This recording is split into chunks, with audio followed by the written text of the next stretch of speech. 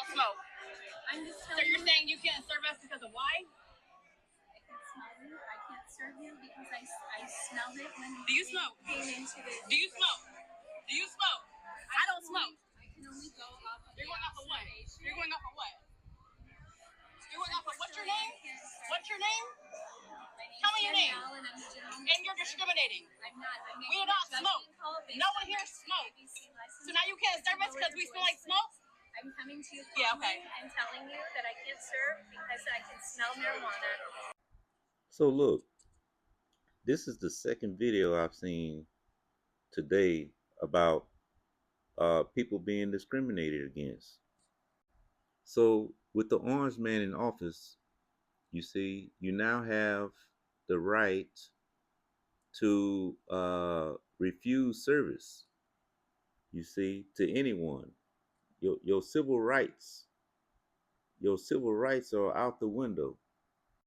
So look, it's always been, anytime you go into an establishment, they can refuse you. They can refuse to serve you for any reason. It doesn't have to be a racial profiling, supposedly, but we know what it is. We know what it's about.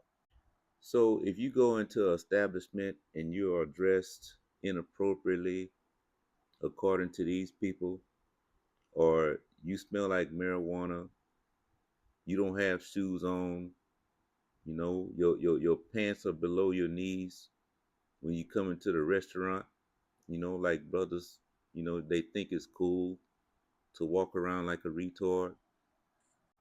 They can refuse you service, you know? So if you smoking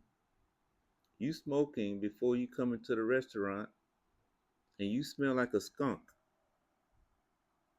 see, they can refuse you. And then you want to be loud, and boisterous in the restaurant, raise your voice, you know. So they're lucky they didn't call the police on these people. They're very lucky. I remember I used to stay in the apartments, and every time, it never, without fail, every time someone of color moved right next door to me, and it always smelled like marijuana. I mean, every day, it smelled like marijuana. I mean, what's wrong with a glass of wine or, a cold beer? Why does you have to blaze up, some weeds? You see, why do we always have to blaze up? And it's gotten to the point where it's become stereotypical, you know, for us to always have weed on us. You know, I live here in the Houston area. I can't tell you how many times I've seen brothers, going down the street and smoke coming out the window. You know what I'm saying? Smoke coming out the window, and you can smell the marijuana. And then they want to say that you profiling us. You know, when the cops, smell the marijuana, they see you smoking. You got to make it obvious that, hey, I'm smoking. Look at me. It looks like a forest fire coming out of your vehicle. You can't even see the road, bro. I mean, why give these demons an excuse? Why give them an opportunity to pull you over? And then 9 times out of 10, they already know if we pull you over, they're going to have something on them. I mean, an easy slam dunk. Why give them an opportunity? But regardless, this is the second video I've seen where, these people have actually enforced their right to refuse service to you. So the first video was a brother. He was sitting there eating his food. He wasn't bothering nobody. And the cops walk in and say, "Look, you have been trespassed." And guess what?